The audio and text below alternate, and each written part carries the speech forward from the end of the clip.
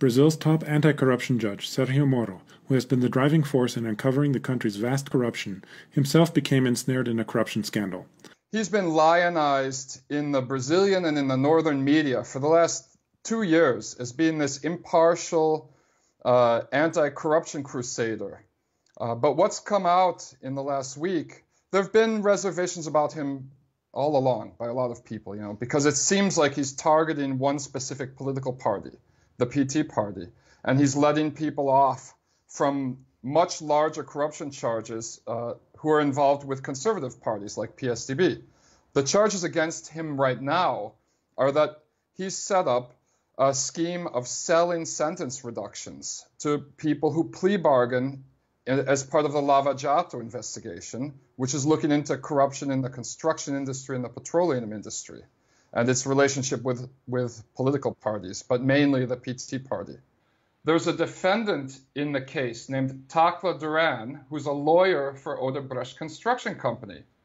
Now, he was accused of money laundering, and they immediately got in touch with him to make a plea bargain, because this is the way that they're gathering evidence in the case, by arresting business leaders and then allowing them to plea bargain their way out of jail if they testify mainly against ex-President Lula, Luiz Inácio Lula da Silva. In the case of Tacla Duran, he was charged with money laundering, and then the godfather, the best man of Sergio Moro and his wife's wedding, who's a partner in Sergio Moro's wife's law firm, got in touch with Duran and offered a sentence reduction in exchange for 5 million reais paid under the counter. And this sentence reduction would have eliminated jail time. He would have been under house arrest. The next day, they sent the terms of the sentence reduction agreement, plea bargain agreement, to Duran, and he decided not to do it because it included him having to confess to crimes he said that he didn't commit. He immediately fled to Spain and turned himself over to the Spanish government as a witness in Spanish government investigation into corruption in the Odebrecht Construction Company. Sergio Moro tried to extradite him, and the Spanish government refused because they said he didn't present any concrete evidence whatsoever. So last Thursday, Tacla Duran testified via video conference to the Brazilian Congress about a corruption scandal involving the JBS Meatpacking Corporation.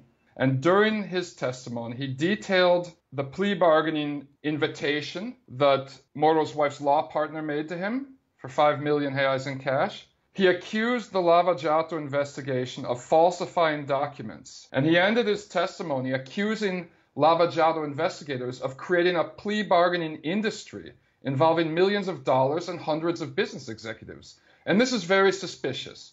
It's suspicious because, first of all, there have been some very important conservative politicians in Brazil who've been completely untouched in the Lava Jato investigation, despite massive amounts of audio and video evidence, including 2014 presidential runner-up Aécio Neves, who was caught on audio asking for $20 million in bribes from the JBS Meatpacking Company and hasn't gone to jail at all or not even been suspended from the Senate. And also, there's photos of him laughing with Moro. Apparently, they were friends.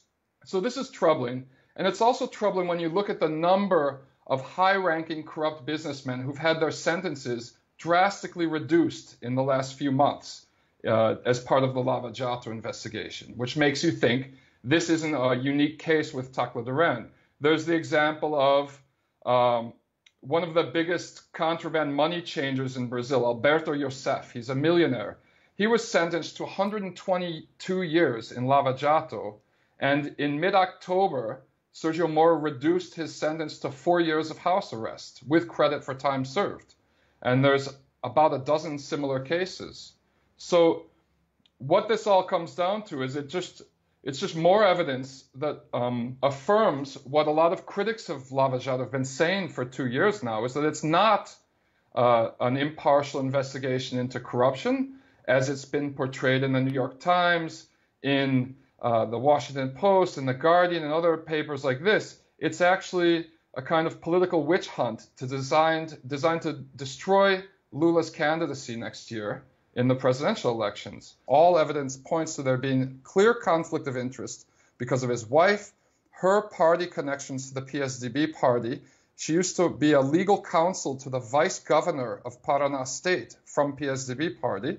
And the fact that none of the members of that party, who are the biggest people implicated in these corruption scandals, have ever been arrested.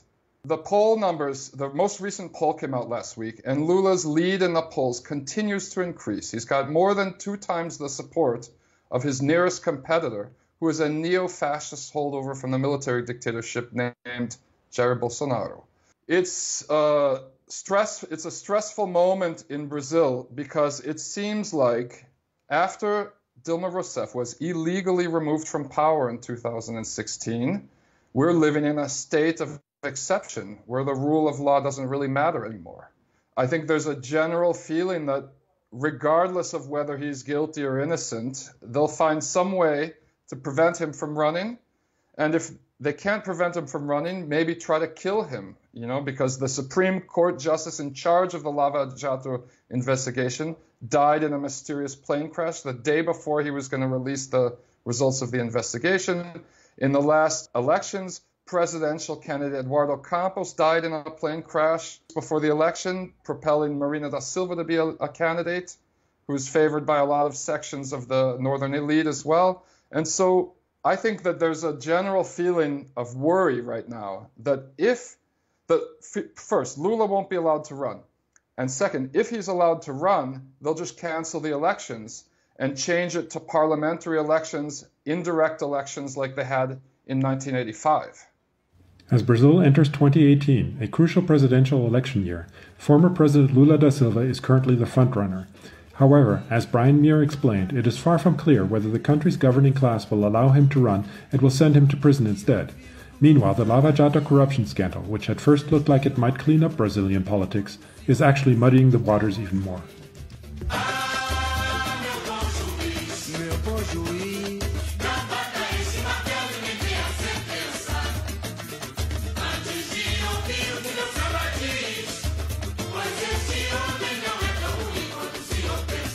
Vou provar que lá no